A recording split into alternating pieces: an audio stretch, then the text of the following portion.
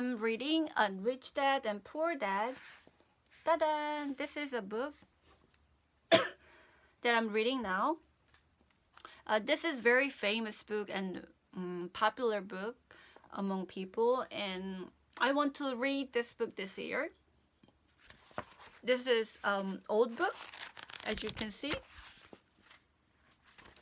Anyhow, the story goes like this.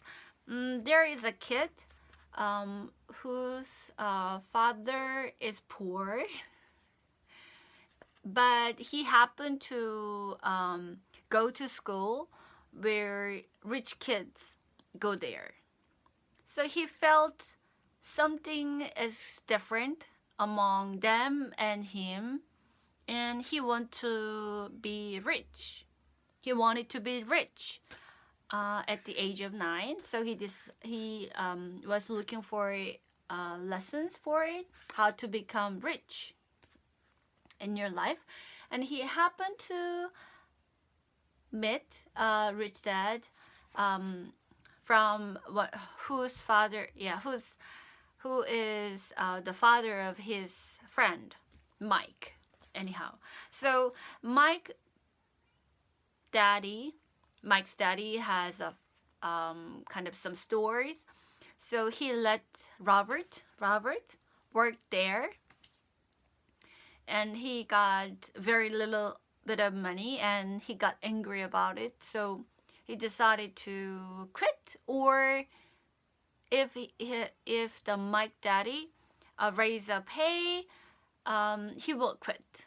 So he is talking about it, and this is quite a good parts about it. Okay, I will read a little bit of it. Okay.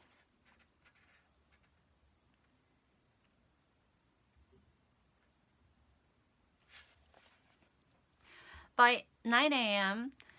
on a beautiful Sunday morning, Mike and I were working for Mrs. Martin. She was a kind and patient woman. She always said that Mike and I reminded her of her 2 sons who were grown and gone. Although kind, she believed in hard work, and she kept us working. She was a taskmaster. We spent 3 hours taking canned goods off the shelf with a feather duster, brushing each can to get the dust off, and then restacking them neatly. It was excruciatingly boring work. It was very, very boring. It was excruciatingly boring work. Mike's dad, whom I called my rich dad, owned 9 of these little super retros with large parking lots. They were the early version of the 7-Eleven convenience stores, little neighborhood grocery stores where people bought items such as milk, bread, butter, and cigarettes. The problem was, this was Hawaii before air conditioning, and the stores could not close the doors because of the heat. On 2 sides of the store, the door had to be wide open to the road and parking lot. Every time a car drove by or pulled into the parking lot, dust would soar and settle in the store. Yeah, the working condition was pretty much tough, because whenever there is no air conditioning and the heat is everywhere, and they have to open their doors, so dust is coming from the street, the road. Hence, we had a job for it as long as there was no air conditioning. For 3 weeks, Mike and I reported to Mrs. Martin and worked our 3 hours. By noon, our work was over, and she dropped 3 little dimes in each of our hands. So little money. Now, even at the age of 9, in the mid-1950s, 30 cents was not too exciting. It's not exciting at all. Comic books cost 10 cents back then, so I usually spend my money on comic books and went home. Good. it goes away. It's like 순삭. It's gone right away, like this. So by Wednesday of the 4th week, I was ready to quit. I was angry. Yeah, he was angry about it, definitely. I had agreed to work only because I wanted to learn to make money from Mike's dad. And now I was a slave for 10 cents an hour. On top of that, I had not seen Mike's dad since that first Saturday. I'm quitting, I told Mike at lunchtime. The school lunch was miserable. School was boring, and now I did not even have my Saturdays to look forward to. But it was the 30 cents that really got to me. Got to me means he's angry, right? I'm not sure, but this time Mike smiled. What are you laughing at? What are you laughing at? I asked with anger and frustration. Dad said this would happen. He said to meet with him when you were ready to quit. Ready to quit. What? I said indignantly. He's been waiting for me to get fed up? Sort of, Mike said. That's kind of different. He teaches differently from your dad. Your mom and dad lecture a lot. My dad is quiet and a man of few words. You just wait till this Saturday. I will tell him you're ready. You mean I've been set up? I've been set up? You made this? No, not really, but maybe. A very interesting answer. No, not really, but maybe. Dad will explain on Saturday. Waiting in line on Saturday. I was ready to face him, and I was prepared. Even my real dad was angry with him. My real dad, the one I called the poor one, thought that my rich dad was violating child labor laws and should be investigated. My educated poor dad told me to demand what I deserve, at least 25 cents an hour. My poor dad told me that if I did not get a raise, I was to quit immediately. You don't need that damn job anyway, said my poor dad with indignation. At 8 o'clock Saturday morning, I was going through the same Rickety Rickety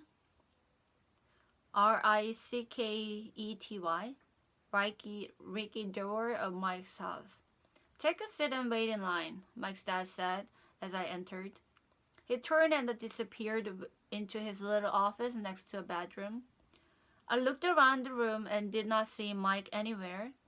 Feeling awkward, I cautiously sat down next to the same two women who were there 4 weeks earlier. They smiled and slid across the couch to make room for me.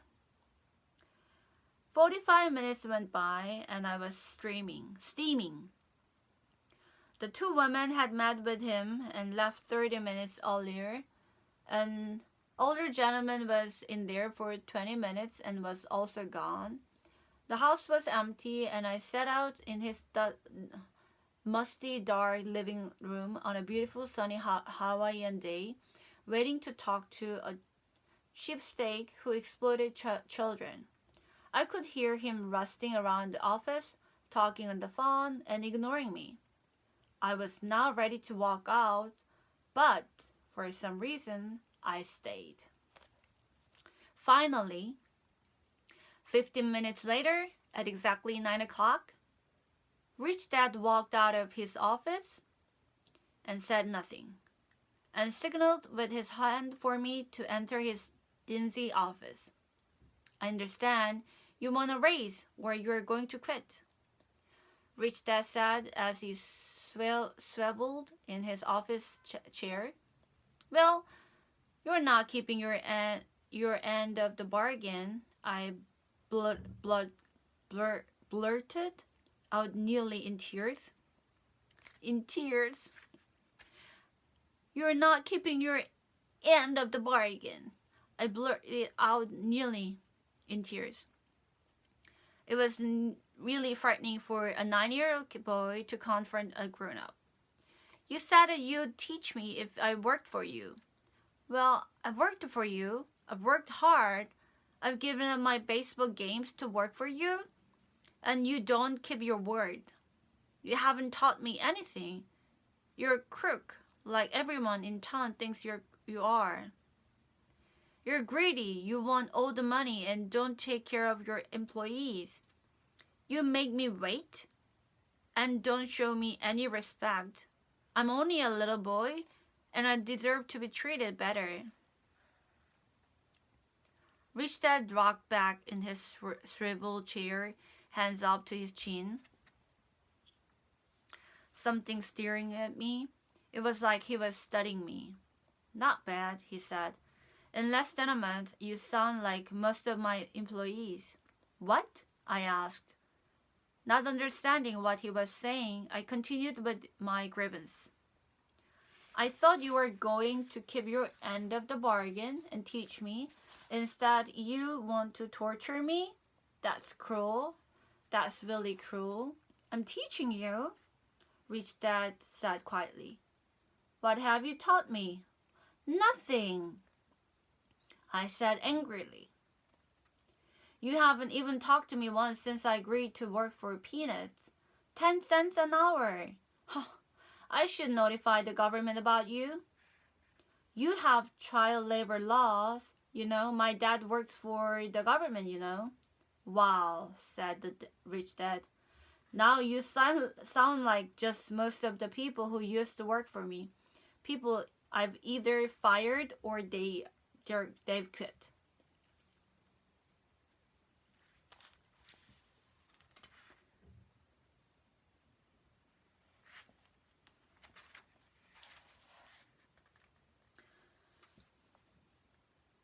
So what do you have to say? I demanded, feeling pretty brave for a little kid. You lied to me. I worked for you, and you have to keep your word. You haven't taught me anything. How do you know that I've not taught you anything? Well, you never talked to me. I've worked for 3 weeks, and you have not taught me anything. Does teaching mean talking or lecture? Well, yes. That's how they teach you in school. But that is not how life teaches you. I would say that life is the best teacher of all. Most of the time, life does not talk to you. It just sort of pushes you around. Each push is life saying, wake up. There's something I want you to learn. What is this man talking about? I asked myself suddenly. Life pushing me around, was life talking to me? If you learn life's lessons, you will do well. If you're not, life will just continue to push you around. People do 2 things. Some just let life push them around. Others get angry and push back. But they push back against their boss or their job or their husband or wife. They do not know. It's life that's pushing. Life pushes all of us around. Some give up, others fight. A few learn the lesson and move on. They welcome life pushing them around. To those few people, it means they need and want to learn something. They learn and move on. Most quit, and few, like you, fight. If you learn this lesson, you will grow into a wise, wealthy, and happy young man. If you don't, you will spend your life blaming a job, low pay, or your boss for your problems. You will live life hoping for a big break that will solve all your money problems. Or, if you're the kind of person who has no guts, you just give up every time life pushes you around. If you're that kind of person, you will live all your life playing it safe, doing the right things, saving yourself for some event that never happens. then you die a boring old man. You will have lots of friends who really like you because you are such a nice, hardworking guy. You spend a life playing it safe, doing the right things. But the truth is, you let life push you into a submission. Deep down, you were terrified of taking risks. You really wanted to win, but the fear of losing was greater than the excitement of winning. Deep inside, you and only you will know you didn't go for it. You choose to play safe. You've been pushing me around. Some people might say that. I would say that I just gave you a taste of life. 쓴맛 is bitter. What taste of life? You boys are the first people that have ever asked me to teach them how to make money. I have more than 150 employees, and not one of them has asked me what I know about money. They ask for a job and a paycheck, but never to teach them about money.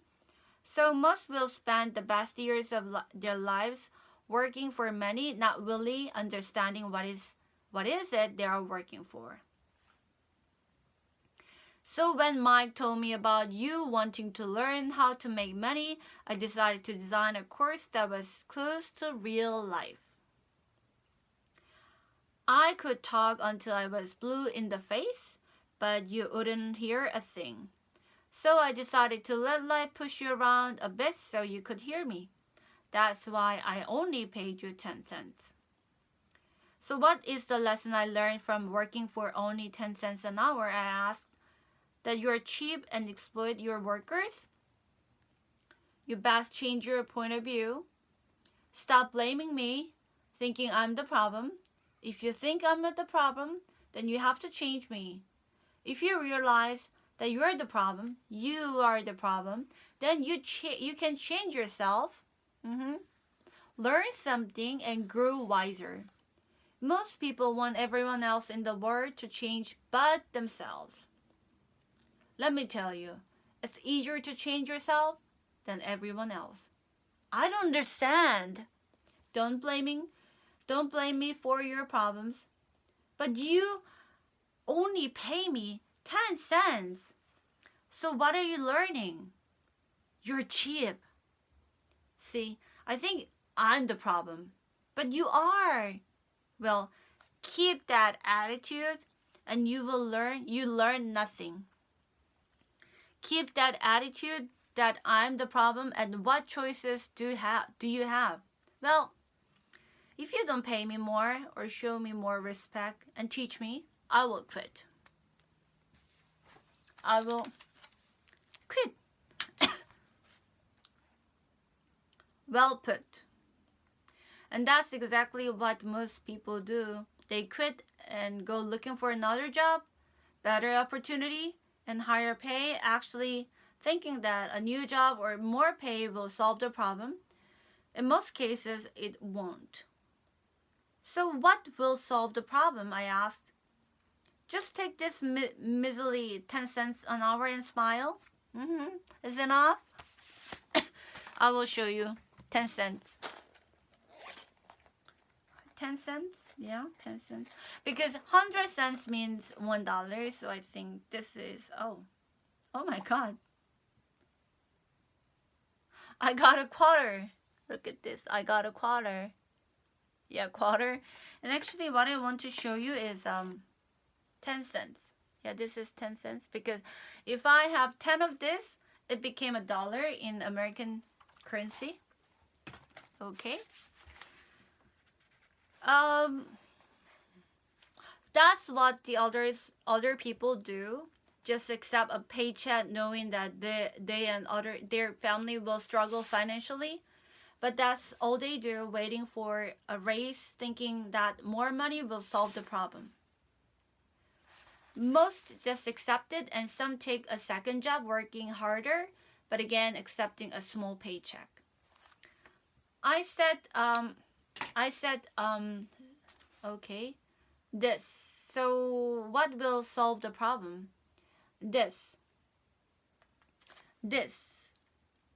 stuff between your ears. Start thinking, okay?